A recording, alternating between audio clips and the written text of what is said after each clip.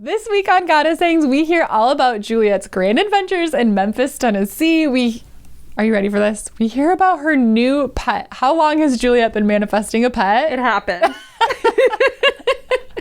I haven't been up to much, but we're diving into one of our favorite topics about being multi-passionate, embracing every side of you, every piece of you, and expressing that. So let's dive in. Let's do it.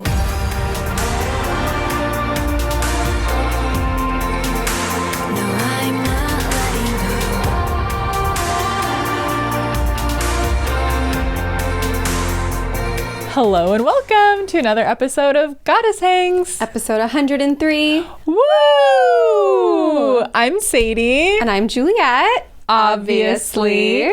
And we created the Goddess Hangs podcast to make the world of mindset, magic, and manifestation more relatable and fun. Wow. We're here. We're back. 103. We're back, baby. We haven't been together for 2 weeks. I know. And I really believe it affects me. I feel like out of sorts when we're back in the chairs. I'm like, where am I? Who am I? How does this all work? It's funny too because we're such close friends that there are still things I try not to tell you because I want to tell you here. We're like, save it for the pod. Save it for the pod. Oh my gosh. So we're back in action. This comes out on the last week of November, and then we begin our holiday hullabaloo. Holiday hullabaloo. We've got Hanukkah. We've got Hanukkah. Happy Hanukkah. We've got Christmas. We've got other things, I'm sure. It's an exciting time for everybody. It is an exciting time. And starting next week, I'm going to bring an instrument. We're going to sing a witchy Christmas carol every week. Speaking of which, did you like our holiday anthem for witches that we did? Oh my gosh. Were you singing it in your head on your Thanksgiving outings? My witchcraft. No. My lifestyle. No. We weren't together when we threw together that little music video I will put in quotes, and I was just dying laughing because I'm just in complete silence with this green screen and like just doing little moves and then sending Juliet the whole like long video of me silently just like, no, like whispering like, no. And then Craig's like, what are you doing? And you're like, I'm working. Like, it's serious. I got ready for this. I got dressed up. This is serious business. So I hope you all enjoyed that. Oh my gosh. I know I did. We sure did.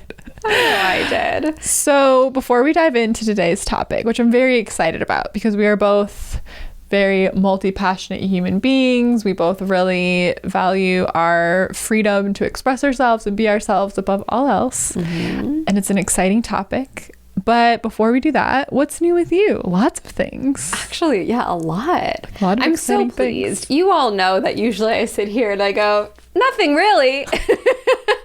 But I do have a lot of stories this week. So last week, my mom and I took a pilgrimage. This was one of her lifelong dreams, was to go to Graceland.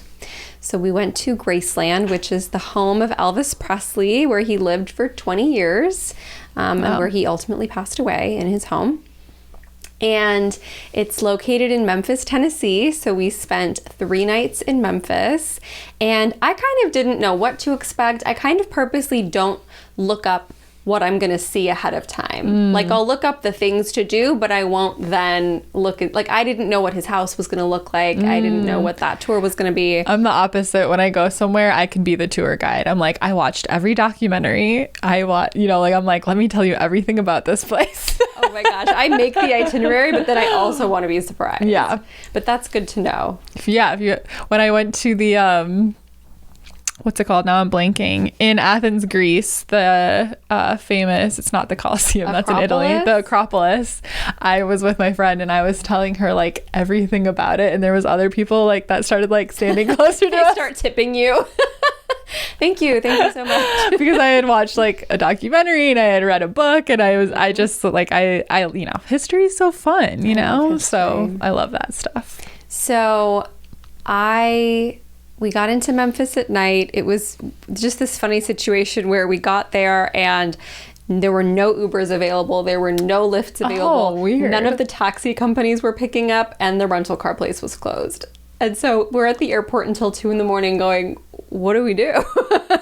Eventually, we were able to get a lift. Oh, but that's it just kept so canceling and weird. canceling.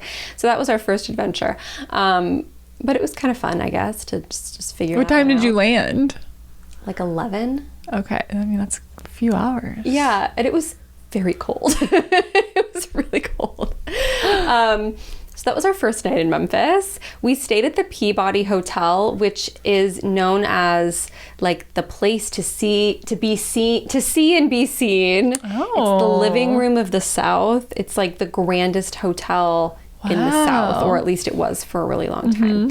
And it's so historic. It was originally built in the 1800s, and then it was moved to its new location where it is now in like 1925. And what makes the Peabody so notable is that they do something every single Monday through Friday called the March of the Ducks. They might do it on weekends too, but I'm pretty sure it's Monday through Friday. The Ducks. March of the Ducks. So imagine this magnificent hotel lobby, just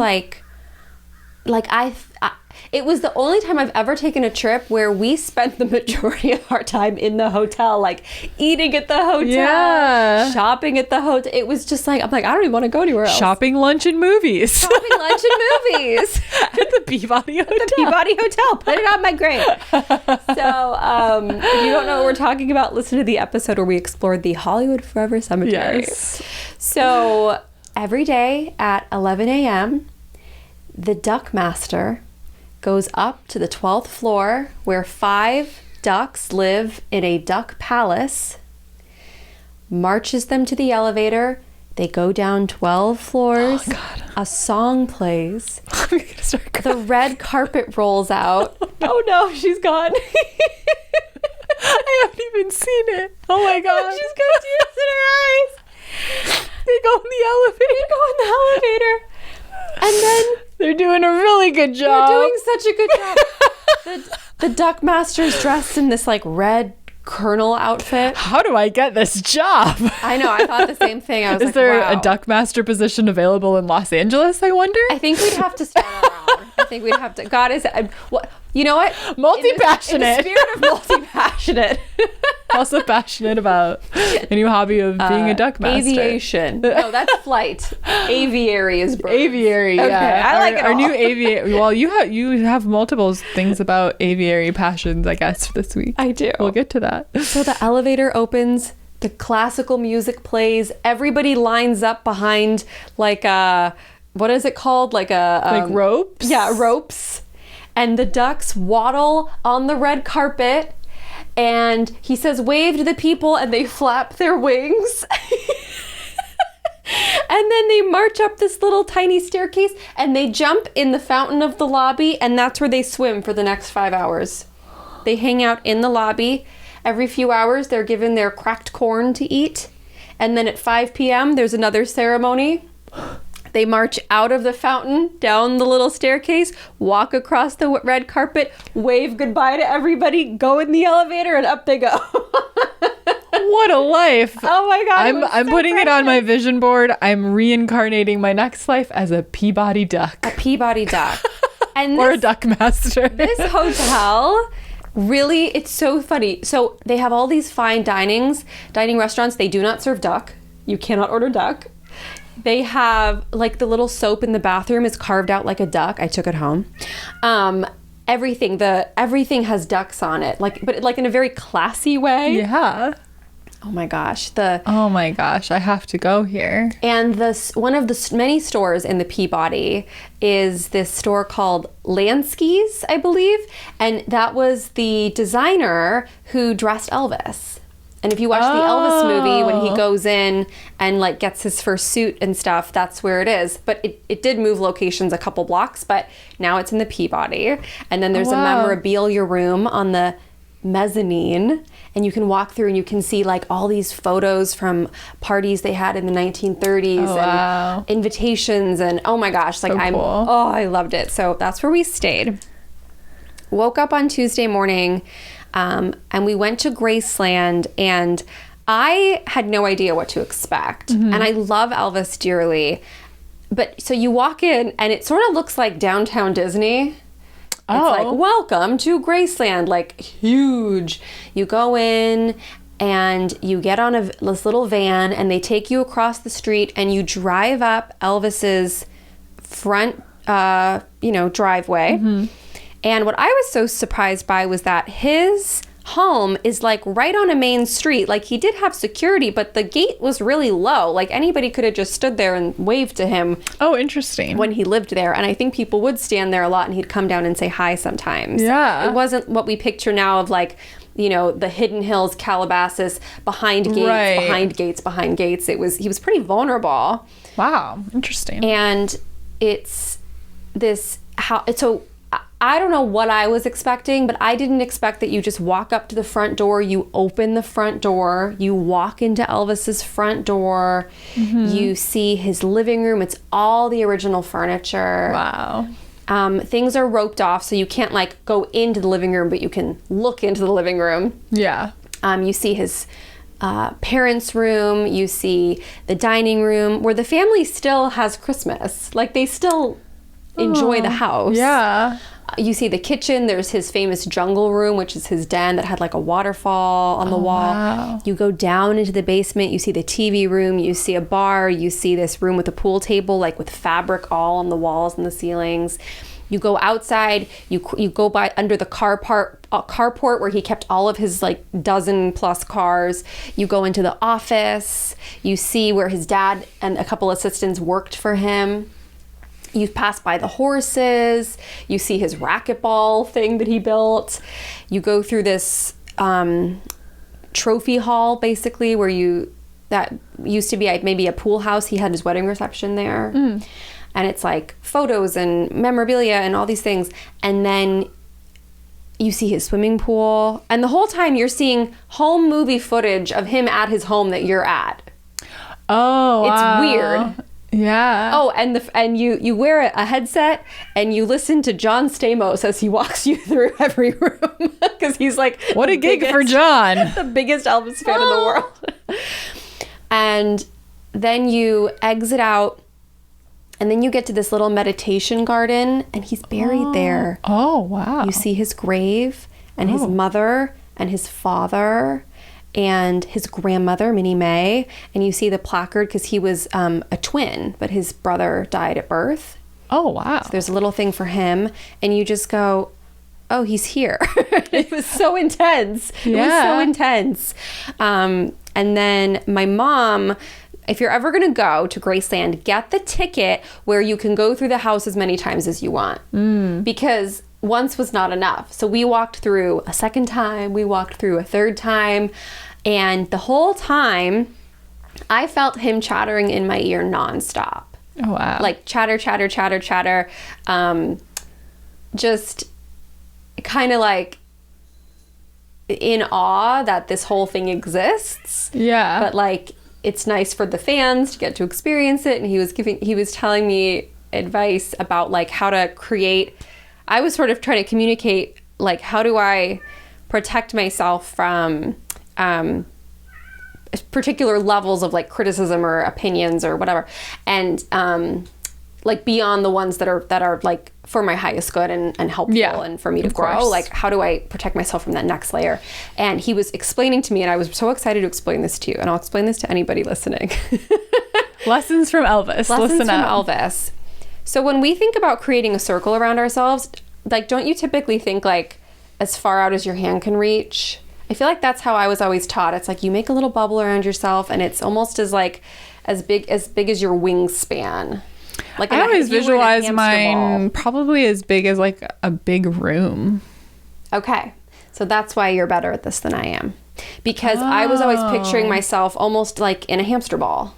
And he was trying to express to me without I know I sound cuckoo, but our favorite phrase, look, I know how this sounds. Look, I know who this sounds. But Elvis was trying to explain to me that I need to push my circle like at least 30 feet around me in every direction. So even if somebody is physically right next to me, their energy is still 30 feet away. And I'd never seen it that way or thought of it that way. Yeah. And he was like, that's what I had to do. And he was telling me like people loved me and people wanted me dead, and people admired me and people hated me. And like the only way to move through that is to have a circle that big. Yeah. And even then it's really hard. Yeah. But that was like, oh, okay, I need to practice that, because I keep myself rather vulnerable by only extending it this far. So that was one thing that came through amongst many other things.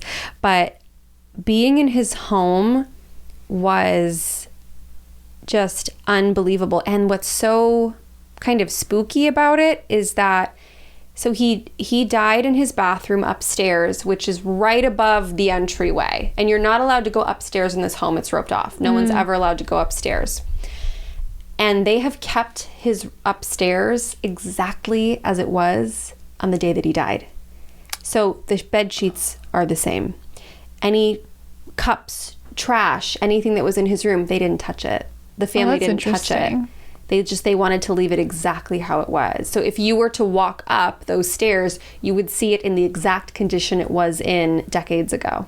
Oh, wow. That's interesting. And it reminded me of how some people, I mean, it's a coping thing that some people do. Like, if they lose a loved one, they don't touch the room. They leave the room exactly as it was. It's really hard. I remember, like, when it was time to, like, you know, like, we couldn't hold on to, like, all my mom's clothes and purses and shoes forever. And it's like, she was much smaller than me, so I couldn't keep it. It didn't make sense for me to keep those things. I have, like, a handful of things that do not fit but are close enough that I kept. But like, yeah, it's hard. It's like, it's their belongings, it's their things. What do you do with it? It feels weird to just like donate them. You know, we gave some to family and friends. We said go through stuff, whatever. But yeah, it's like, it's hard to sort of, it feels like, yeah, you're like closing that chapter officially when you're cleaning things of theirs up, when you're giving their stuff away, when they no longer have their spot in the bathroom and in the closet and stuff. It's like, feels like you're getting rid of them almost, but you know, that's not true.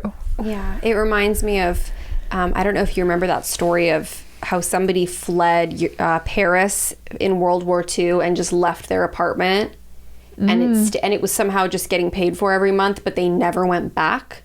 And somebody opened that apartment up in the past 5 or 10 years, and it was completely untouched since like the 40s. Wow. And it was a time capsule. There's probably like a newspaper out and magazines, and I'll show you after. Wow, it was interesting. There was like an old Mickey Mouse. They were painting. This person was a total socialite. She was like in paintings by like a famous. I mean, if she didn't realize she kept paying for an apartment, she probably had a lot of money. I have to imagine. I can't wait till I forget that I've been paying shoot, for 5 decades I've been paying for my Paris apartment. I didn't realize. Oh. Shoot. That's like, I didn't finish this Kardashian season. I watched like 1 or 2 episodes because sometimes they fascinate me. But there was an episode where Kris Jenner just completely forgot she owned a condo, like a really nice condo, and they like went and hung out there. She's like, I forgot I had this. I was like, oh my God, that'll be the day. Oh, that's hilarious. So that was my Elvis experience. And oh my gosh. So you leave wait, a couple more things. So I was looking around at this point thinking, I want to take something. And I was like, maybe if there's like a rose petal on the ground, like I wasn't going to shake it off a bush. But like, I think I'll swipe this off the counter. I'm just going to reach over that rope. Juliet's like, I really want to nick something from Graceland. Here's what I stole at Graceland. We're like, oh, mildly wild Juliet strikes again. No, I was looking for leaves, okay? And I noticed I was trying to communicate with him, and I was saying like, I want to bring something home. And I was sort of looking at the flowers, and he sort of made a joke of like, oh, you could take the whole bush, they'll just replace it. Like, it was a joke of like, I don't care. I wasn't going to do that, but it was. Juliet walks out the whole ass bush. No, actually, I brought this. No, you didn't see it, brought this here. I came in with this. This is a carry-in. Bush. This is a carry-on. I carried this in. quick side note, on my birthday, when I went to Chicago for my birthday, for my 30th birthday, for a weekend, when we were leaving this bar really drunk, there was like this whole line of succulents, and Haley just nicked one, and then we each took a petal home and like grew it. It's a really funny memory. Well, I'm not that wild. I know. I love that. But what I did find when I walked around to the front of the house was a bunch of little tiny acorns. And I've actually never walked around and seen acorns on the ground. It's just like not a... Oh, do we not have those trees here? We might, but I just haven't ever noticed. I didn't think about it because as a kid, I'd always collect them. They were always in my yard everywhere. Yeah, I never had that. What's an acorn tree? An acorn tree? Oak? An oak, okay. I was like, where do acorns come from? On this week of Goddess Things, Sadie tells us about thievery, and we learn what an oak tree is. I was like, I don't know. Yeah, that checks out, an oak tree. I definitely grew up with oak trees in my yard. Okay, so I'm not going to say the street I grew up on, never mind. So. I always I would try to pry them apart, and then I would make the tops little like teacups for my dolls and stuff. Oh, that's cute. Yeah, I was a pretty cute kid. So, anyways, I was sort of looking around, but I still felt like there were people working nearby, and I just would have felt weird, like, grabbing things. Anyways, this lady must have read my mind, or Elvis nudged her, because she comes over to me, and she works at Graceland, and she was like, there's a lot of acorns if you want to take some acorns home, and there's also some beautiful magnolia leaves. And I was like, yeah, I'll take some acorns. Thank you so much. I wasn't just thinking that or anything. So I got 3. I wanted to forage more, but I was like... Juliet just rolling on the ground all over the yard. But then that lady got really into it, and she's like, let's walk over here. And she kept finding these like pieces of the asphalt, like from his driveway. She's like, do you want a piece of Elvis's driveway? And I was like, yeah, absolutely. You're like, I love rocks. I'm a witch. So now I have a Graceland rock and 3 Graceland acorns. 2 of them did crack. Sort of. So, but one of them I'm going to try to plant and see if something happens. And then I'll plant it at my own. Y'all know my middle name is Grace, maybe. No, you do. My own Juliet Graceland. Juliet's Graceland. I feel like you need to make either a separate altar space or a spot on your altar that's specifically about like music, your music. Aww. And then put the asphalt there and the acorns there. Okay, I'll do that. I feel that very strongly right now. I'll do that. Then you get back in the van, you go across the street, and you go through 10 separate Elvis museums. Oh my God. It was unbelievable. 10! What are do they all have different information in them? Yes. One is like, talk about multi-passionate. Are they owned by different people that were just they're all under like the same... his estate or whatever? Yeah, they just organize. It's one big thing, but they organize it into 10. Okay. So, and each one you walk into the next. So it's like Elvis in his army days, Elvis in his karate days. I didn't know he did karate. He had all these black belts and things. It was Elvis as a father. You walked through and saw all of Elvis's cars. The pink Cadillac was there. All the cars, the original cars were there. Oh, I love old cars. The best room, though, was his jumpsuits. And they were in these lit up glass boxes, stacked 3 stories tall, pretty much. And you just looked around and you saw all the glitter and all the magic. And it was like, oh my God, he wore all of these. Yeah. All of these. Oh. Love it. Then there's a room called the Icons Room where you get to see all of the extraordinary people who were inspired by him. So you see things that Dolly Parton wore, like one of Dolly Parton's dresses, and there's a quote about how Elvis inspired her. I have a big chill. I love Dolly Parton. Oh my God, I do too. You see a piano that John Lennon wrote Double Fantasy on, and there's a quote where he says, but without Elvis, there wouldn't have been the Beatles. Before Elvis, there was nothing. Oh, wow. And you see, just everybody, like, who was to Kiss, everybody who was inspired by the way this man dressed, performed, and expressed himself, all of the ripple effects of that. Wow.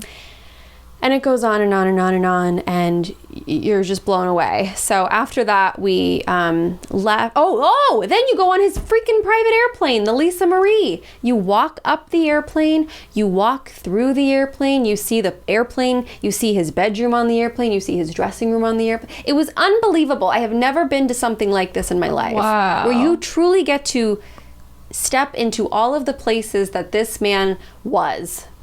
The next Goddess Hangs Retreat live at Graceland. Oh my gosh. Oh my gosh. So it was unbelievable. And then after that, we went and got dinner, and then we were done. My mom and I were both sort of done for the day by like 6 p.m. That's a lot to do. Because there's a whole nightlife on Beale Street, which I'll talk about in a second, but like we didn't go out. She didn't want to, and I don't like doing that by myself. I get very nervous. Yeah. So I stayed in my little Peabody hotel room. Then the next day we went to Beale Street, which is like a time capsule because it looks sort of just like you see it in movies in the past, in history. It's like this amazing street where soul music was born, and it was just incredible. And there was a store called Schwab's. We didn't walk into any store but this store. My mom said, let's go in. This was the oldest building You messaged continuously me from in business since 1876. It was a 3-story, creaky floor, wooden building. And at the very top floor, there were all these spells and all these oils. And I brought you a little gift. I'll give it to you later. So Juliet sent me a voice message while she was in this building. And like, I could feel, it was like, I was getting like full body chills. I was getting like all of this, just like, not anything I could like take apart as like what it meant, but just like chitter chatter feeling. Yes. Like it was so much energy. And then it would like, as the voice message was on, I would be like feeling all this, and then the voice message would end and it was like it cut off, and we were kind of going back and forth. I don't remember what we were talking about, but just sort of catching up on something. And like, but like I was like, oh my God, this is the crazy, it was so weird. Like the energy there was so strong, and it's like captured in those voice messages. It was so intense. I could feel it. We spent like 30 minutes in there. Yeah. Because it felt thick and layered, but like in an inviting way, if that makes sense. And the second floor of this 3-story place was all things that were sold there in the 1910s, things that were sold there in the 1920s. I mean, it was just so historic. It was wild. It was so... You don't typically hear of Memphis, Tennessee as being a vortex, but it is. It absolutely is. I mean, it was like the cradle of the civil rights movement, you know? Yeah. So of course there's going to be so much history and so much energy there. And then the last thing I'll talk about in Memphis was that we did I wanted to absolutely go to the Civil Rights Museum. Yeah. Which is built at the Lorraine Hotel, which is the location where Martin Luther King Jr. was assassinated on the balcony of the hotel. Yeah. And I hadn't explained it fully to my mom. She just was like, oh, this is interesting. She's like, what are we looking at? I was like, that's what we're looking at. And it just started to sink in, and you go through this, probably one of the most amazing museums. It's like up there with the Holocaust Museum, if you've ever been to like the Museum of Tolerance, where you just move through, and it's so eye-opening. It's so informative. It's so raw and real. It opens your eyes. It breaks your heart. It makes you want to be a better person and be a better advocate and make sure that like people are safe and people are taken care of, and people have their rights, and it was so much emotion. What I did not expect is at the end of the tour, which takes place in this building, you end up at his room. Oh, wow. In the hotel. So they made the hotel into a museum, or it's like next to it? It's like connected. Okay. So I just thought maybe I thought maybe you'd pay your respects outside and then go through this museum, but you pay your respects outside, you go through this museum, and then you end up from the inside. Wow. And you could see through this huge glass thing the room that he stayed in, the bed that he stayed in. Wow. I mean, it was so intense. And unlike when I was at Graceland, where I heard so much chitter chatter, I heard so much specific guidance, and I didn't hear a thing.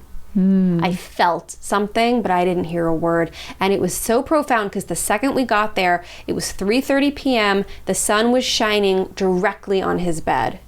And chills. underneath, there was right above him was a picture that had 2 blue butterflies. That was the art that was on the wall. Oh. And that sort of touched my heart. And right as we're standing there and we're feeling the sun and we're seeing the sun right on where and you look out the other window and there's a concrete square of the last place he stood.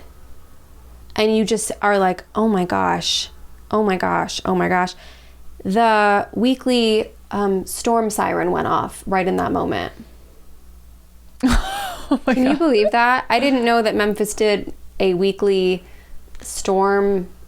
Was it Wednesday? It was Wednesday at 3:30. If you haven't heard these episodes, Juliet learned about storm sirens, and then when we were in Marshfield, my hometown, visiting, she got to experience a real life storm siren test every Wednesday, because we don't have that in California, because they're for tornadoes, at least for, you know, they're like go in your basement, basically, sirens. But yeah, that's that backstory of why that's amazing for Juliet. It was amazing. Thank you for explaining that. Yeah. But I'm standing there, I'm looking, I'm feeling, and then you just like and hear then this the siren goes off, and my mom and I looked at each other like, what are the odds that we would end up in this exact portion of the museum? And it's these sirens are very somber sounding too. Yeah. You know, like it's very. And I could see it. It was the building right across the street had the siren going. Yeah. Wow. Because it was a fire station right across the street. Then the tour continues. You then cross the street. They have a secondary building,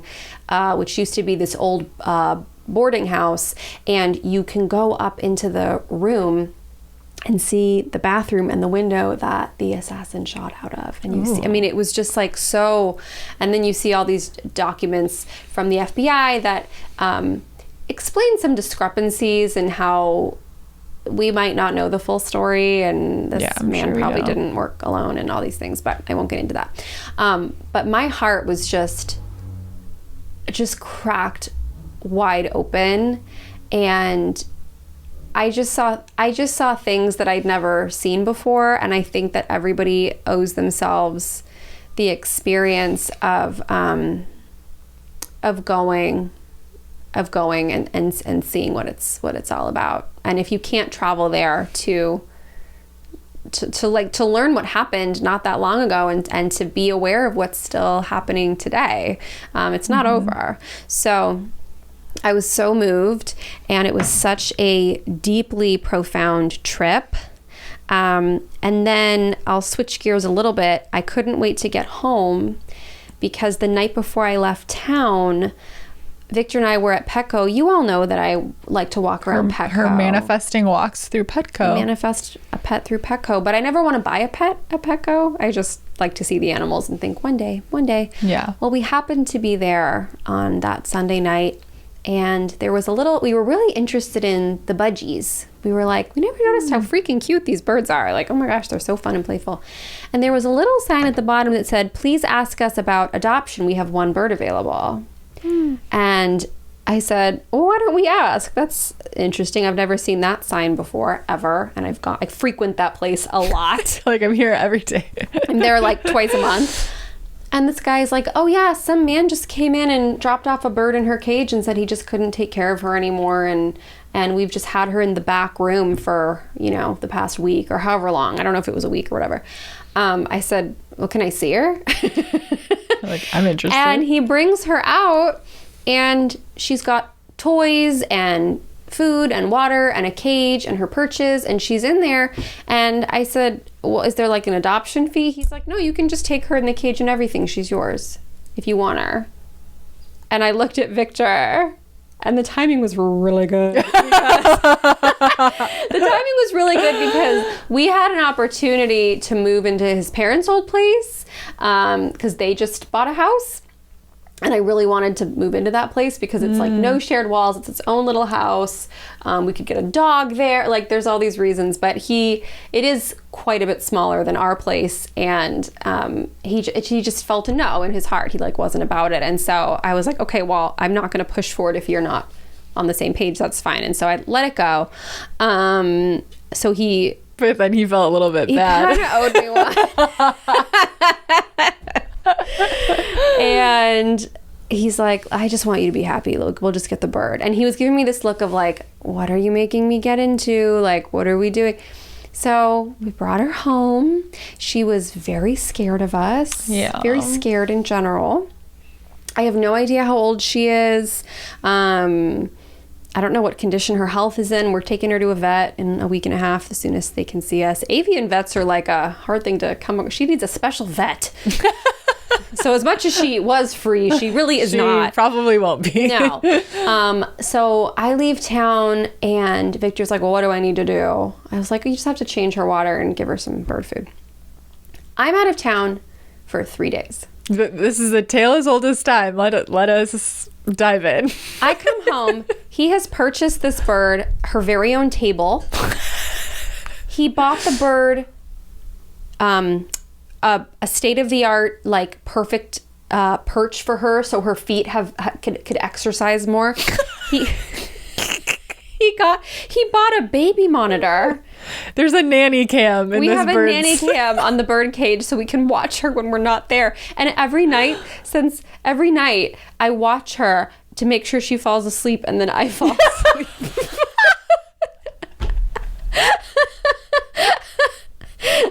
We learned that they're supposed to eat something called parrot chop, where you take like chard and arugula and parsley and 18 types of vegetables and 7 types of grains that you've heated up al dente, and you put it all in a food processor. He meal prepped for this bird.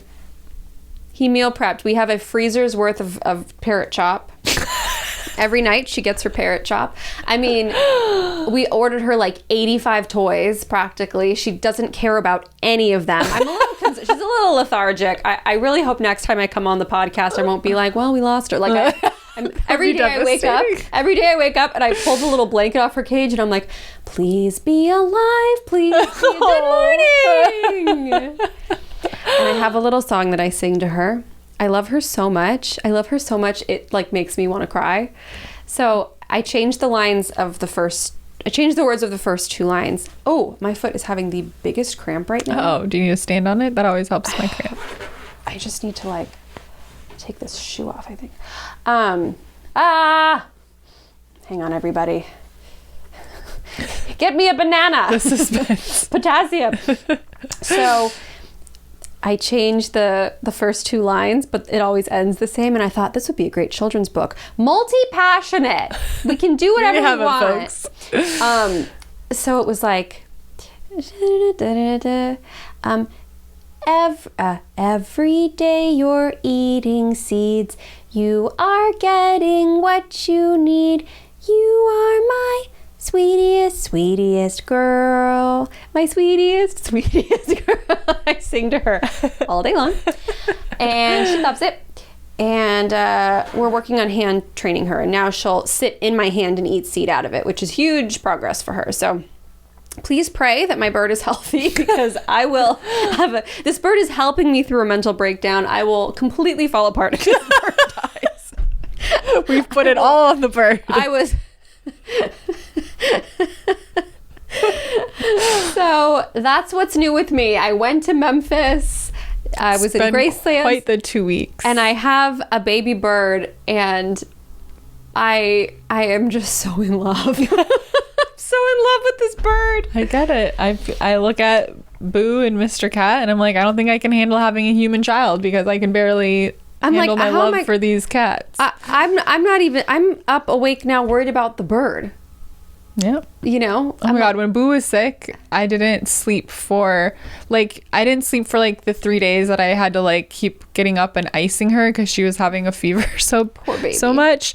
So there was that, but then I didn't sleep for like 3 weeks after that because I was just like on alert. I was like, is Boo okay? Like I would like, if she wasn't in bed with me, I'd get up and find her and be like, yeah, she's fine. Like she's done with her antibiotics. She hasn't been sick in a week, but I was still just like, is she okay? Oh my gosh. Before I ask Sadie what's new with her, I'm going to put up a picture of my sweetest girl. Sweetest girl. There she is. She's gorgeous. Hang in there. She'll be okay. Okay, tell me everything that's new with you. That was my biggest what's new with you ever. And mine, not much. We haven't recorded in 2 weeks, and I'm like, what did I do? Okay, but I wrote this. I said, I know this sounds weird, but I've just been like, this sounds so annoying. What? I've just been like really existing, man. Oh. But I'm trying to figure out how to explain this. I've been like doing a really good job at like being present, I think is what I'm trying to say. Okay. I have a really hard time focusing. I don't know if there is something with my brain. I could have like ADHD or something. I don't know.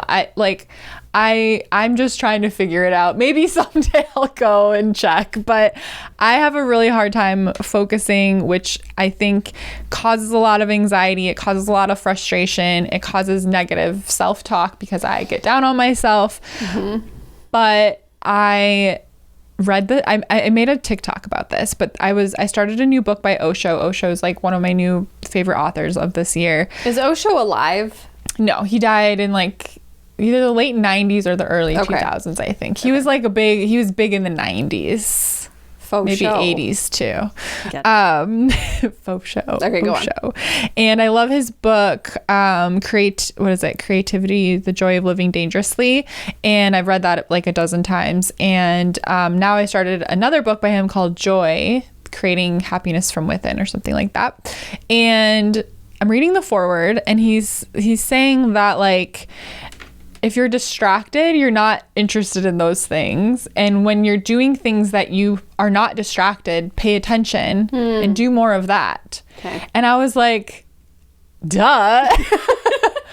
But obviously there's things that I need to get done that I'm not, always feeling obsessed with, not always excited about. And it's not about not doing those things, but I started approaching my day with like, what are the things that I never think about opening my phone? I never just walk away from, like, I'm just in it when I'm doing it, and doing more of that and less of sitting there when I'm distracted and being like flipping through my phone and finding a different ambience to put on the TV or whatever, the ways I find I get distracted so much. Or even just like, it's good to play with my cats, but like I'll be like trying to work and I'm just like, I don't want to do that. Boo, where are you? Like, just find so many endless ways to distract myself, right?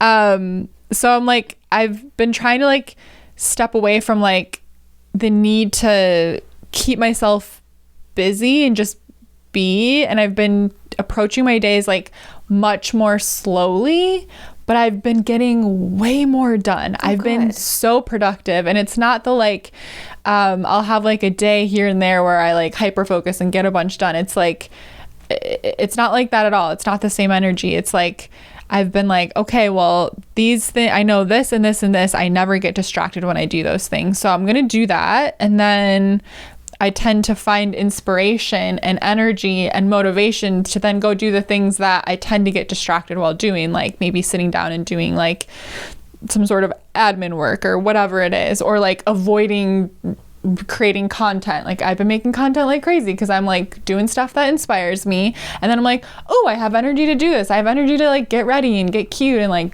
do these things. It's been, I don't know how to, I hope I'm explaining it right, but like I've just been in the zone and it's felt really good. Zone. And I just feel like I've been approaching my days slower than ever, and I've been getting more done than ever. It's a really good feeling. Good. And I haven't been getting frustrated with myself. My anxiety has been a lot better. And it's just been life-changing, a different approach to life. Whatever you're doing, absolutely keep doing it, because I loved getting that email from you of like, here's what the focuses are going to be like the next couple months. And I'll see on the stories like, oh, these are cute. That like, it's really, I can feel it. Yeah. It's just been a shift of like, oh, if I'm distracted, even like, I tend to like, if I buy all sorts of books, I go get used books. They're $1 each. I buy 15 of them, and then I'll open one and I like I keep getting distracted while I read it. And I'm just like, Sadie, that means you're not interested in that book. You don't have to finish it. Like I get so like, no, I got to read it. I bought it. I started, I got to know, it's like, no, I'm not interested in that. If I'm getting distracted, it's not for me. Or like, I'll just feel the need to have a TV show on, but I'm also scrolling on my phone and I'm like, okay, well, that's obviously not captivating me enough. So just turn it off, put the phone away and find something, like when I'm painting or when I'm reading a book I'm actually interested in, or cross stitching or pretty much any creative endeavor. I don't think about my phone. I don't think about my computer. I don't think about, I guess I could watch that show everybody's talking about. Like, I'm just like being me, and it's like the best ever. And I've just been feeling so good about that. Good. So it's just been a breakthrough I've had. But really, I haven't been doing much. I wrote some notes. Been painting a lot. I've been watching Christmas movies. I've been going to the sunset at the beach every night, usually without my phone, which feels really good. I bring it like once a week. So I'm like, I gotta get this. It's so good. But there's just been such good sunsets lately. The winter, like, it just hits different. The sun comes through my big front windows differently, and like my home is it's just like different energy, and I just feel like I didn't appreciate that last year. I don't remember that. So I've just been really enjoying just being present. And okay, I just had 2 funny thoughts about Christmas movies, and then that's it. That's what's new with me. Okay. You know the Santa Claus movie with Tim Allen? Yes. We were watching that last night, and I've thought this other years when I've watched this. But don't you guys think it's kind of fucked up? So stay with me. Okay. When they first get to the North Pole and nobody acts surprised, nobody's sad that the old Santa died, they're just like, yeah, you're here. You've got the job now, man. They're just so like, he's coming down and he doesn't know what's going on, and they're just all like smiling and laughing, and they're not like, where'd the old Santa go? There's no reaction to that whatsoever. That there's a spin-off movie in there somewhere where this one elf is like, why does nobody notice that this person died? And they're like frustrated with him that he's not getting it right away. Like, this is kind of a big thing, guys. And I know the movie doesn't have time to do a whole big mourning scene of like everyone being really sad, but they could look a little confused. They could look a little put off. I don't know. I was like, this is weird. What was the name of the stepdad? Roger, or what was his name? I just watched it last night. What is it? But it's a 2-syllable. I can't remember, but it's so funny. He's a psychiatrist, and they're always cracking jokes. I can't remember. Yeah, he's funny. So okay, that's a great point. I've always thought that. I'm just like, how often are Santas getting replaced? This is just so normal. They're like, yeah, every year or so Santa falls off a roof. We get a new one. It's no big deal. Like, Santa died. Right? I mean, yeah. I was like, every time I watch the movie, I'm like, this is kind of fucked up. Thank you for advocating for Santa. What happened to the original Santa? I want his backstory. I need a prequel. Sign my petition for the Santa Claus prequel. The Santa Claus. Who's it starring? I don't know. And then we were talking about this in the Discord, but like almost every Christmas movie that's like Hallmark style has like a dead parent in it. And so many Disney movies, and like really all movies, like once you lose a parent, especially, I think it's more often the mom. Then you get to be you just notice it more. You're just like, why does every movie start with this? And I was laughing because the Lindsay Lohan one, there's like 2 dead moms in it, like Falling for Christmas. And this isn't a spoiler alert. They tell you in the beginning, but like her mom is dead, and then the little girl that she meets, like her mom is dead too. And I'm like, really? Like, come on.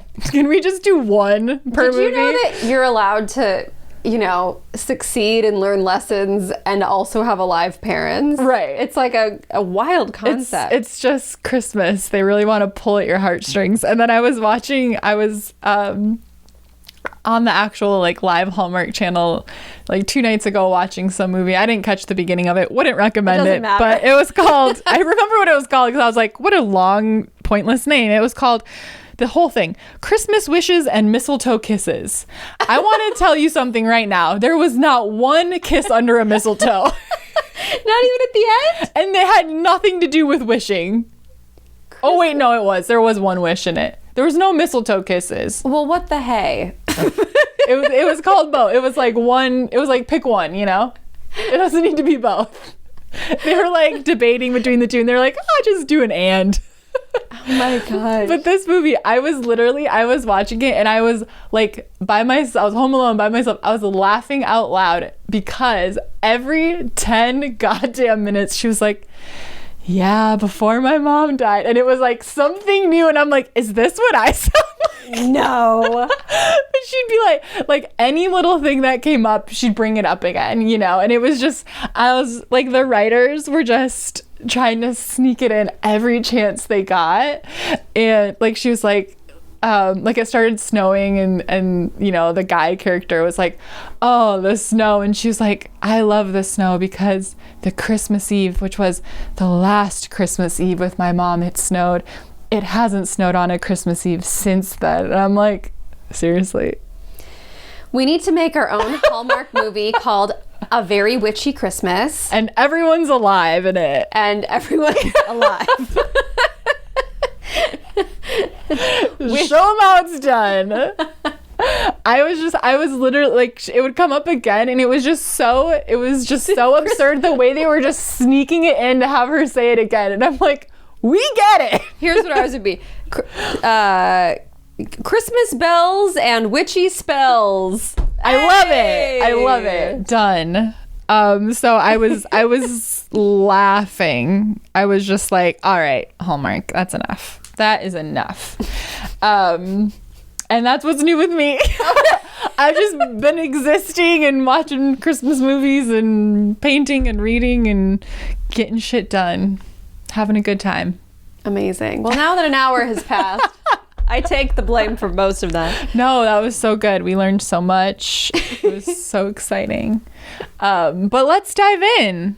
I wrote free to be me at the top of these notes. So you're gonna sing your new song? Oh, I will, but really quick. It is Cyber Monday. Oh my god, it is. Happy Cyber Magic Monday. If you've made it this far into the episode. Like they said they were talking about this. We have some amazing offerings, deals, sales, things that end tonight. So if you happen to be listening to this on Cyber Monday, go get them. Go get them. Just go to our social medias. Go to our link. Go just go get out of here. Go figure it out. Over there. I don't think I can link it technically in the show notes. No. So go figure it out. No, go to our Instagram at Goddess Hangs. It'll be up in the stories. It'll be available. You can't miss it. You can't miss it if you catch us on Monday. Yeah, I have a song on December 12th coming out. I'll put a pre-save link in the next week, but the whole thing is I am free to be who I am. I am free to be who I am. So in the spirit of that and Christmas, let's go. Free to be me. Okay, I wrote some notes. Go for it. Okay, so we wanted to talk about being multi-passionate. I think that can be the source of frustration for some people. And I actually wanted to back up because for a long time I felt like I wasn't passionate about anything, and I was really frustrated by that. And then when I sort of worked through that and sort of came into like knowing myself and accepting myself and being unafraid to express myself, then I got frustrated because I was like, but I'm passionate about too many things. So it's like a double-edged sword sometimes, I feel like. But I felt like if you're somebody who's listening to this and you're like, gosh, wouldn't it be nice to be multi-passionate? I don't feel like I am passionate about anything in particular. I felt like that. I felt like it was super frustrating. I felt like I had passion inside of me, but I didn't know where to direct it. I didn't know what it was for. But this is what I think was going on with me, and maybe you can relate to this. There was a lot that my heart wanted, but I wasn't willing to start.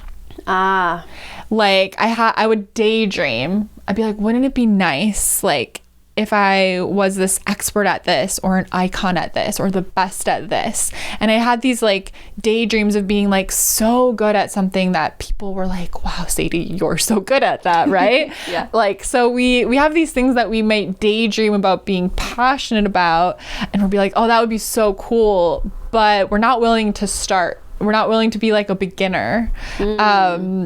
And so to me, I would like daydream about things like having a successful podcast, but I wasn't willing to start. I wasn't like, for so long, obviously at some point I figured it out, but I wasn't willing to, I was like, oh, wouldn't it be cool to be like, I love listening to podcasts. I think that's so cool that people show up and create every week, and it looks so fun to learn about new things and share that with an audience. But like, I was like, yeah, that'd be so cool, but I didn't want to go through the process of not having a big audience and having to start and not being good at it and all those things.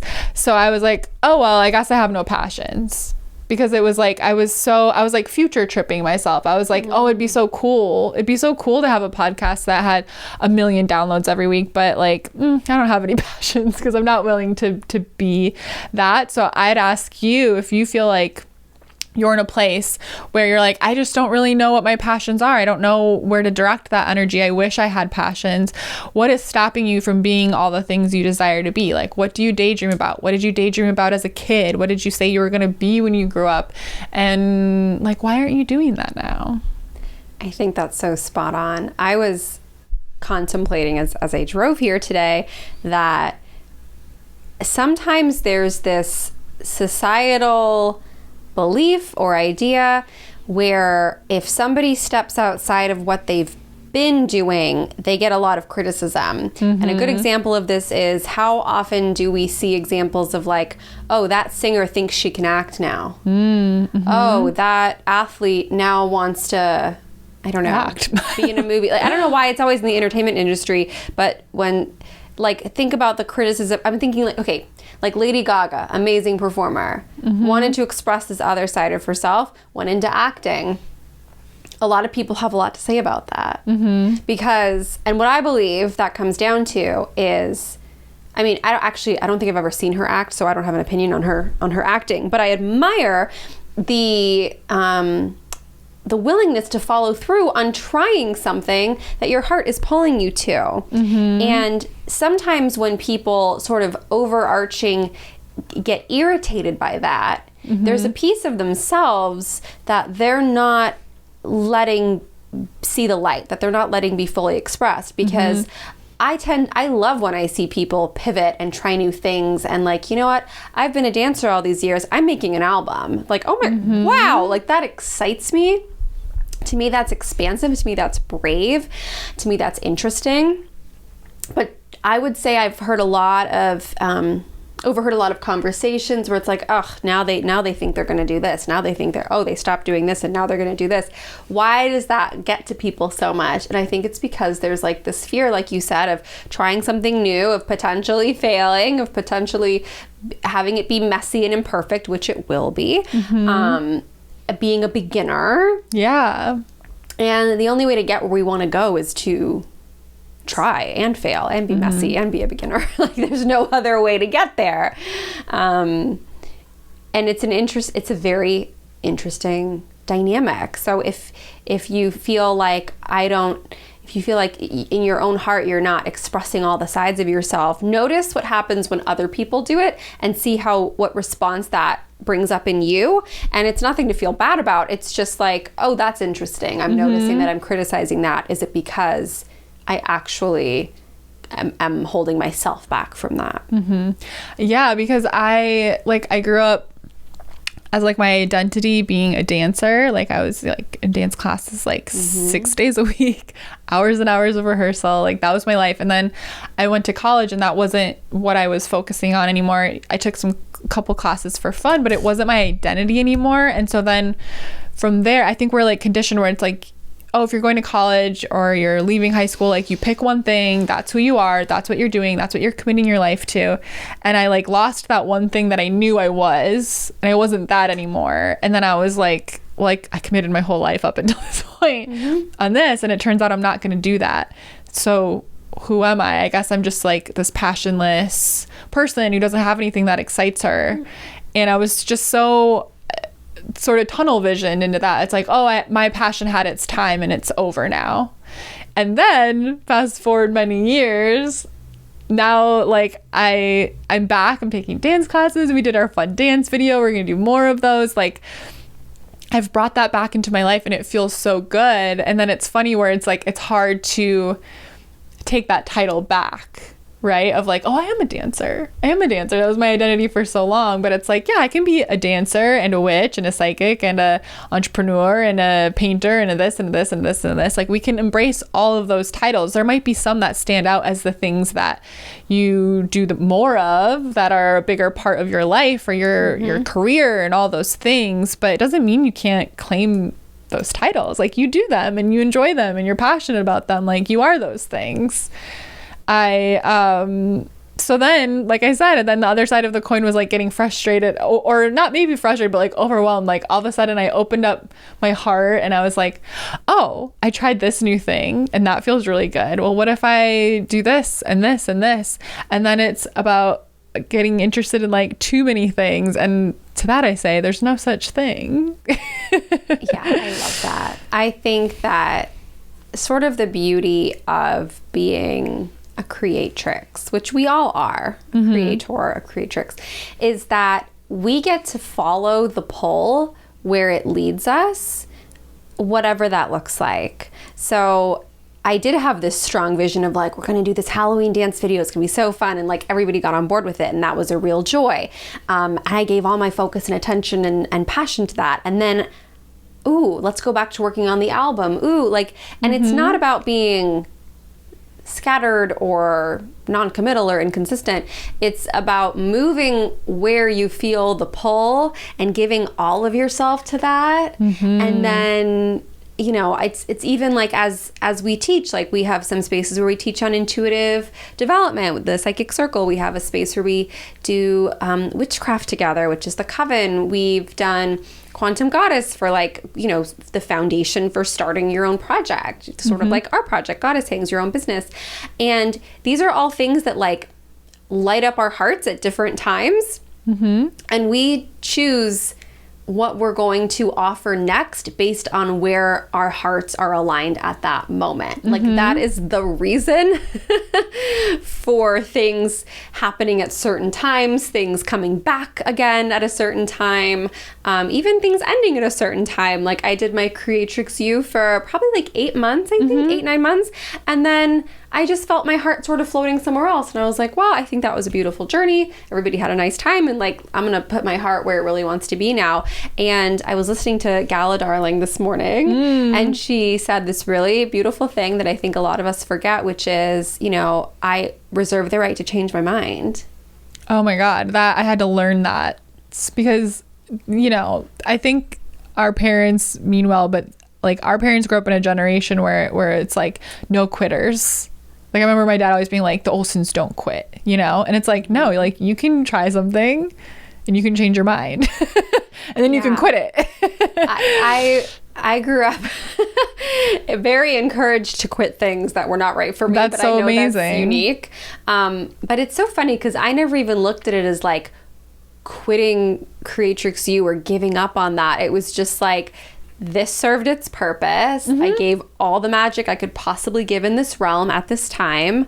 And it feels out of integrity to keep something going if my heart's moving a new place. And like, I have to trust that. And so it's very interesting, the beliefs that we collectively and societally hold around people who pivot, who change their mind, who move on to new things, who try new things, who evolve, who add on more characteristics, more loves, more titles, more passions.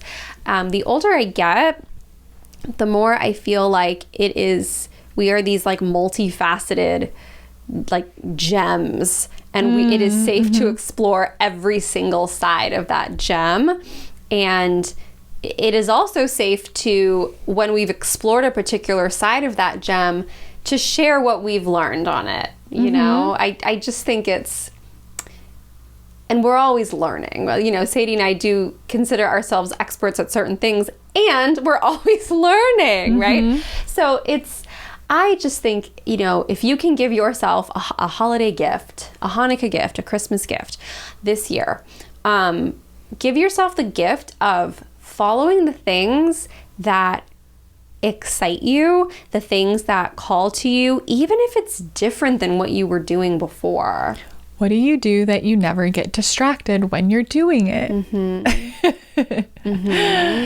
I wrote a bunch of titles down that are my titles that I like, and I would challenge the listeners to do this and have fun with this. It doesn't have to be what you're embracing right now, but this is, I wrote, I desire to be a witch, a dancer, a psychic, a painter, a lover, a goofball, a fashionista, a yogi, an icon, and there's probably more, but I was just sort of having fun. Like, what are all the titles that I like? What are all the things that like I love and light me up? And I was thinking like, ooh, what I'd like to do more again is like roller skating again. I want to be like a roller babe. I want to have that title. I love it. I was doing that for a while.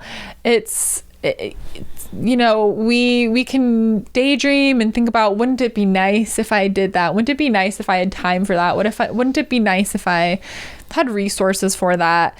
And I want you to take a moment to think about those titles, those things that you've always thought, oh, that would be nice if I could try that. And what are my barriers to this? And most often it's just our unwillingness to try, to put ourselves out there, to our unwillingness to be bad at something, to be a beginner. Because I don't know, I just want to be good at stuff right away. Yeah. Or we think it's too late. We're too old. We waited too long. A 95-year-old woman just won the Latin Grammy. I saw that. Like her first album she finally recorded in her 90s won a Latin Grammy. I love it. I love it. It's never too late. I had one example. I was thinking about like how I really love painting so much now, and that's something since I was a little girl I always like wanted to do but never really committed time to. All my energy was like towards dance and being the best dancer I could be. But every time we went to the Mother's Day art fair, there was this one woman there that was an artist that had the most beautiful paintings, and we'd always stop and talk to her. Small town, everyone just chatters away. And she would remember us, and she would she knew that I loved what she did and that I wanted to do it, but I was always like, oh, I can't, you know, like I don't know how. And I was little, I was like, it's too late for me, the little girl. And I just remember like she would always have her sketchbook with her, and she would take my hand and she'd be like, you know, use your whole arm when you draw, don't just use your wrist. And she would give me these little things that I still remember to this day. And I loved going there and talking to this woman, and she was so sweet. She would give me so much of her time while she was supposed to be selling art. And I dabbled in it, but I never really took the art classes. I never really made time for it. And now I paint like every single day almost, and it's not necessarily good, but like I love it. Yeah. I have so much fun. I never once look at my phone or get distracted. I am in it. I am so at peace and so content and so just present when I am painting, and I have the best time, and I love looking at my creations. And if I don't love them, I paint over them with white and I start over. It's like, but I can't wait. This is my point. Like what could have been my barrier to this? It would be my unwillingness to be bad at it, that it had to be a certain way, which sometimes it's hard. I'm like, I really wish I could paint, like draw better and paint certain things, and my skills just aren't there. And I have it. Like I want to take legitimate paint classes. I know where I'm going to do it. I know how often I want to go. There's a really great place here in my town that has adult paint classes. I cannot wait to do this. I'm so excited, but it's just not the right time. It's not a priority in my budget right now. It's pretty pricey.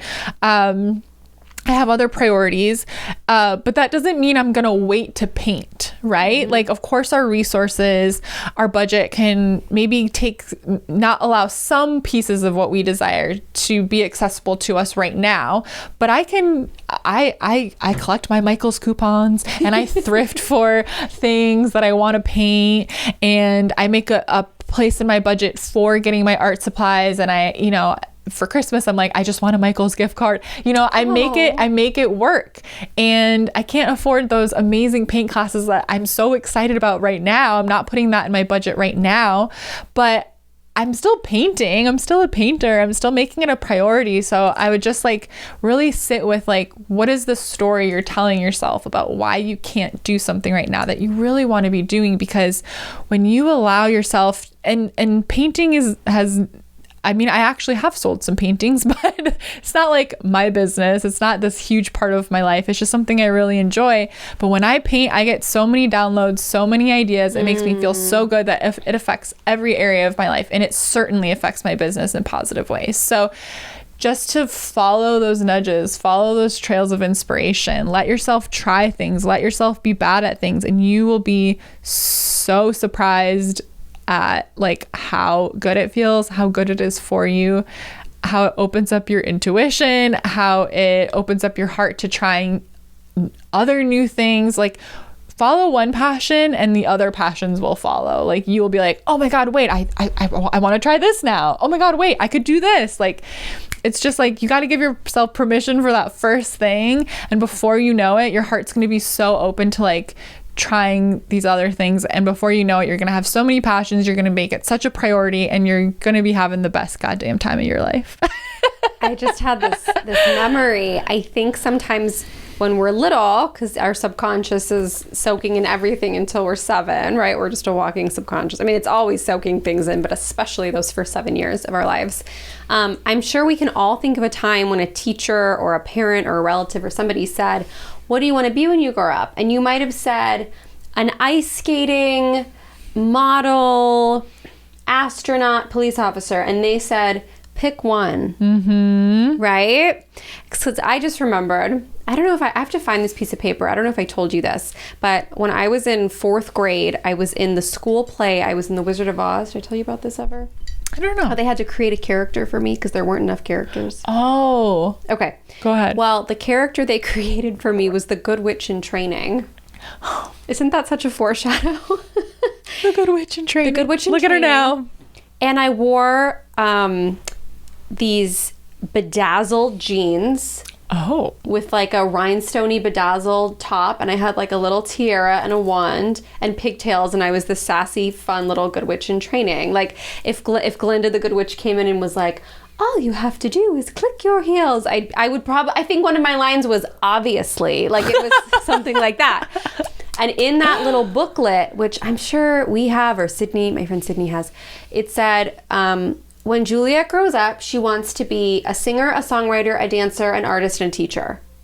You're doing all I'm those doing things. all of those things.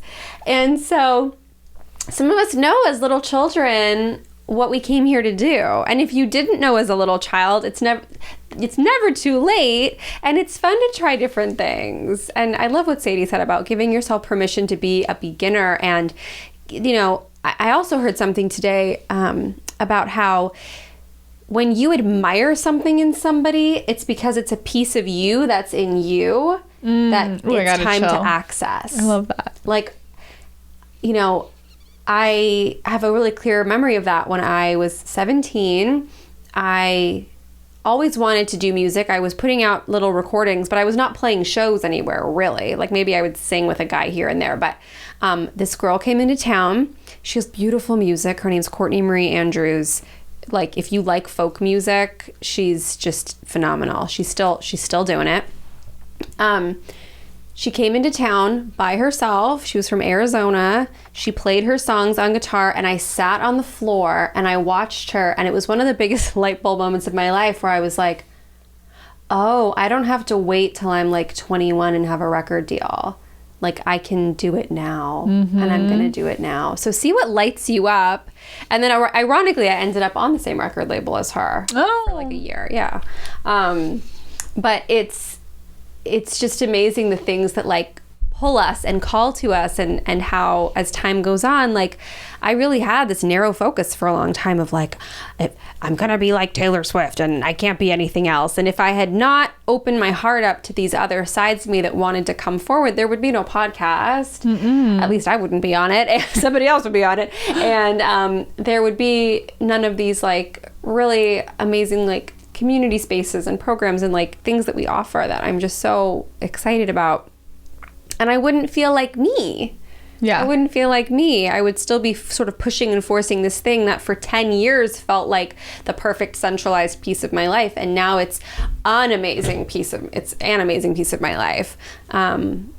You can change your mind. You can try different things. You can follow the pull. You can be a lot of things. I was also thinking about this in connection to like when we talk about like if you're going to brand a business, specificity is important, niching is important. And it's like, I wanted to ask you your opinion on this. Like, how do we leverage and balance being these like full, multifaceted, multi-passionate people, if there are any biz witches listening, while also like niching in as a business? How do we do that? That's a good question. I'm putting you on the spot. I know.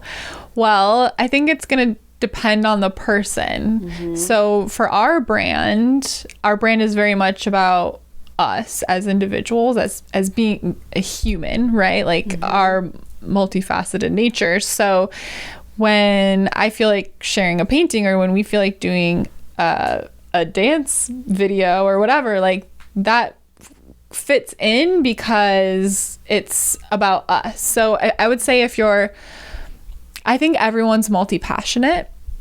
And if that's something that you want to express all sides of it and you want to build a business, then that brand is probably about you.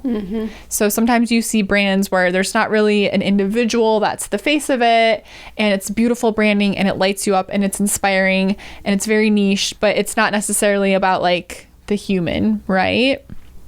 If you're trying to decide on a business or how to brand yourself or what you're interested in starting or what you have already, you can be multi-passionate and niche into one thing for your business. Like we have chosen to focus on witchcraft, mindset, manifestation, and intuition, right? Which are all kind of in the same realm. So that's our niche. So we have niche down, but then especially like Goddess Hangs is a place where we come together for that.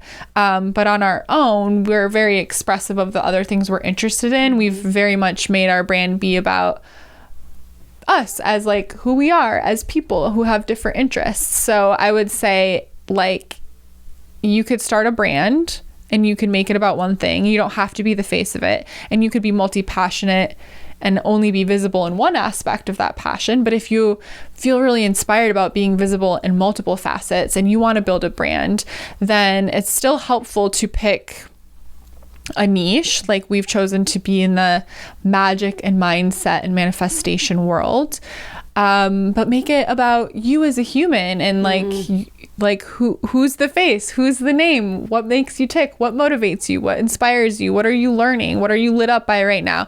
I think that's how we've been able to like integrate our multiple facets into our business, is because it's a pretty vulnerable way we approach our brand. It's like it's us as our, most of us is expressed. You know a lot. You know a lot. Almost all of it, which is really beautiful in a lot of ways. And it also it takes a lot to hold that much space to be that vulnerable and that open about every aspect of your life. It is a lot. It's a choice. A choice I'm glad I've made, but it's hard sometimes, because being human is being imperfect and messy. But I would say it's like you can decide. Like there's also things that I'm sure, I don't know, I pretty much share it all, but I'm like you can be multi-passionate and be visibly passionate about one thing and keep the rest of it just for you. Like I paint almost every day. I show things I paint like once in a while, you know? So would that be a good answer for that? I love that. Yeah. Cause I was thinking about that. I was like, I am multi-passionate. Am I confusing my audience? And it's like, I don't think so, because, I think people are sticking around because I'm me and because you're you. Yeah. And, I don't know why this example came to my head, but did you ever watch The Girls Next Door? A little bit. Okay, one of their good friends was this Playmate of the Year named Sarah Underwood. And she was known for like Playboy and modeling, and she always seemed so sweet.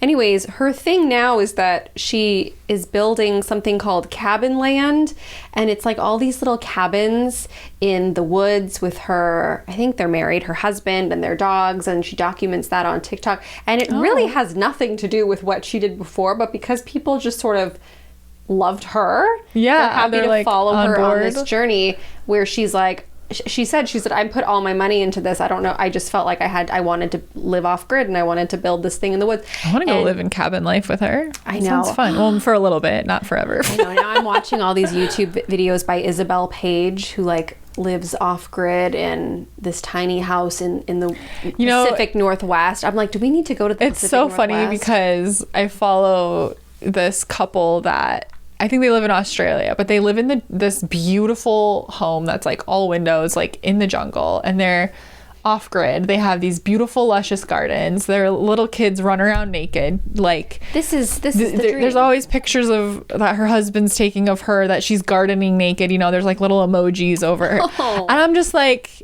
is this?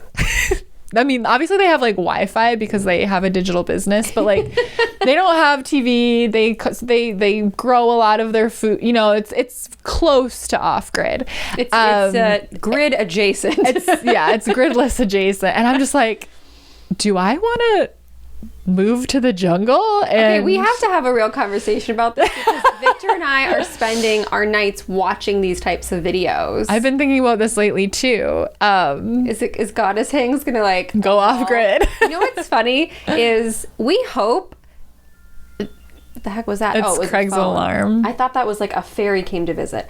That too. Goddess Hangs is going to evolve and change over time. I don't want it to surprise anybody when it evolves and changes over time, because people evolve and change over time. And so we'll always be at the root of like mindset, magic, manifestation, because that's who we are and what we love. But it might turn into a thing about our adventures. Like maybe we'll buy like a big piece of land together and like build off little home. I don't know. We'll see. That could be fun. I just know that like my favorite place to be in the world is like a cabin in the woods. Like that's where I just feel so good. And I've just been daydreaming. I'm like, oh, what if I had a cabin in the woods and I was just painting in the nude all day and I could do yoga naked outside. I have got big dreams about being naked all the time, to be honest. It's really about the nudity for me. I'm like, these people don't have neighbors for miles around. It's just them and nature and their naked bodies. And I'm like, that's the fucking life. I can't do that here. Naked Hangs. I can't do naked. We're recording and it's just blurry. My dad's band got booked once or twice to perform it. And I think this is the appropriate term. I think they called them nudist colonies. Yeah, I think so. Okay, if that's the wrong term, I'm so sorry. But that's how I remember it being called. And my mom went with because she's like, I want to go. Yeah, I would absolutely go. Your mom's naked with everybody. She's like, woo! Oh my gosh. I said, were you? She goes, no. But she did want to see it. And she said that when they pulled up, the first thing they saw was this just, butt naked guy on a bicycle. And she was like, it was a lot to see. I don't want to be I don't want to be in a group thing. I want to be with my family in my cabin in the woods or in the jungle. Like I'm not about the colony life. I'm naked at home a lot. We also have a situation where we just look out on trees. So your windows are very private. Mine are not that way. My door's closed and my neighbors wave at me through my window. They're like, Sadie, hey, how's Mr. Cat? I'm like, everything's closed. That means I don't want to talk. Maybe if I don't move. They're like, maybe if I stay really still. Because my desk like faces the front window and usually the door is open and everyone stops. Oh, we just love Mr. Cat. I'm like, oh my God. Surprisingly, he's not the cuddly one at home. What? I can't believe that. Anyways. I think we have come up with something interesting. I'm not surprised at all that we're both like... we both want to be naked in the woods all of a sudden. Maybe. And then we could like vlog it. Yeah. I mean, not the naked part, but the... I think when I have children, I'm like, I want to homeschool. They're going to be so weird, but I want to homeschool them naked in the woods. They don't have to do school naked, but I just want to be gardening and doing my stuff, and I want to homeschool them till they're at least 7. Yeah. Get that subconscious all clicked in. Yeah. And then... Because you still can put them in social activities and stuff. They can learn how to be with kids. They can have play dates and go do some sports and stuff. Go to a paint class. But I want to homeschool them or have somebody come. But I want them to be at home. You stay here. Like you. It's a scary world out there. It really is. It really is. I wanted to make a note about that too, that, you know, I think it goes without saying that it is a scary world out there. There are events that happen, and I'm really grateful that we can have this podcast as a space to sort of feel safe and focus on the good in the world and focus on the magic. Things, and it's not about rose-colored glasses. It's not about blocking out the very real tragedies and problems and concerns. It's just about, like, we all need a place to sort of feel safe and fill up our cup and take care of ourselves. And I hope you know, I'm sure you know, but I hope you all know that that's sort of, that's the mission here. Yeah. Ooh. Yeah. I wrote one last thing. Okay, I'm ready. Okay, so I want to revisit that I was reading this book by Osho.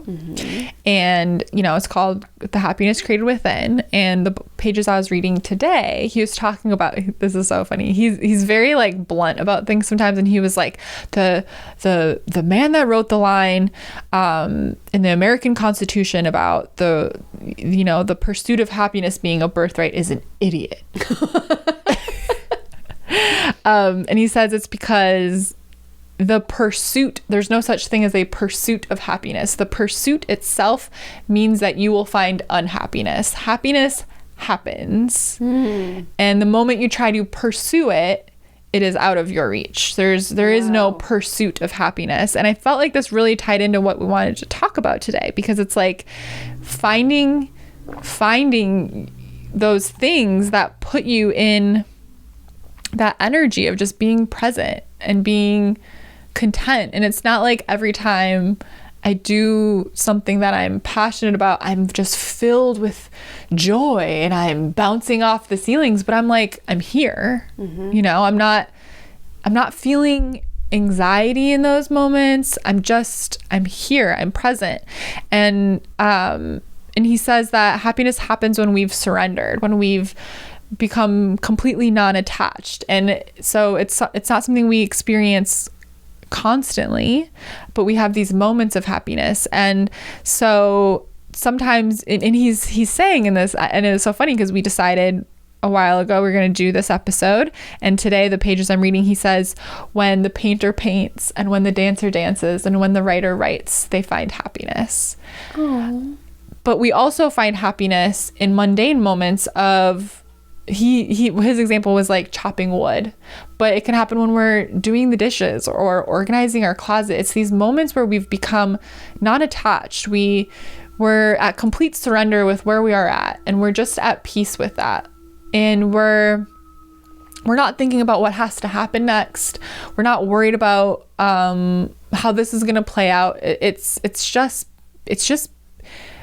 being present. And I know I keep coming back to that, but I'm realizing, like, that's the whole point. Like, that's the place where we feel good, is in the present moment. We're always zipping back and forth in our timeline. Yes. We're always zipping back and forth. We're always replaying, this person said this to me in this way, and what did that mean? And what did that mean about me? And what's going to happen in the future? And is this going to happen? And how is that going to play out? And am I going to fail? Am I going to be okay? Blah, blah, blah. And it's like, in the present moment, we're okay. In the present moment, we're fine. You know, we might not feel good, but we are okay. And it's just like, there's nowhere else to be, nothing else to think about. You're just here with whatever is in front of you. And I think that's the real gift of being multi-passionate, is knowing the things that you can do to get to that place of surrender and non-attachment and just being present, because I think we become passionate about the things that make us feel present. Oh, thank you for saying all that. I loved that. And I always feel very present when we record our show. I know. Completely. I don't think about anything else. No. Very present. And we hope you feel the same as you listen. that would be wonderful. Yes. So allow yourself to try new things. Give yourself permission to be a beginner, to be bad at something, to make mistakes. Let yourself follow those trails of inspiration, those what if I did that? What could happen? That might be fun. That might be exciting. See what happens if you give more of those things a try. I absolutely agree and second that, and I'm feeling very inspired after today's conversation.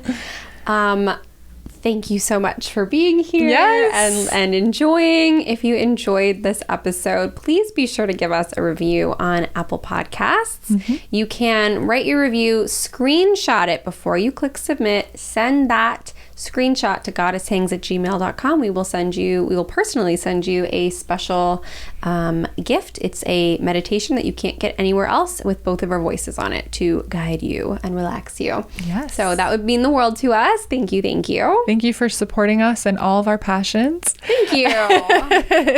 It's so fun to be in this community. We're just so grateful.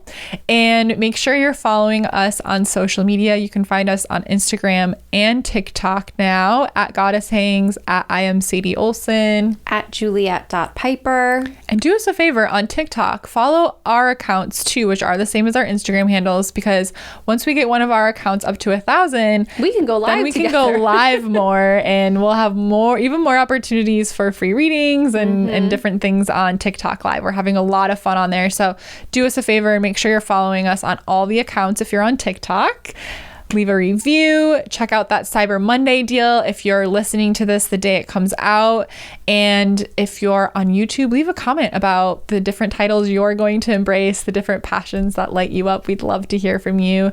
And check out our coven. We meet every new and full moon to practice moon rituals, moon magic. It's so fun. You can also hang out with us in our private Discord community and the Psychic Circle, which is our brand new membership. It's all about intuitive and psychic development. It's perfect for beginners to intermediate. We meet twice a month.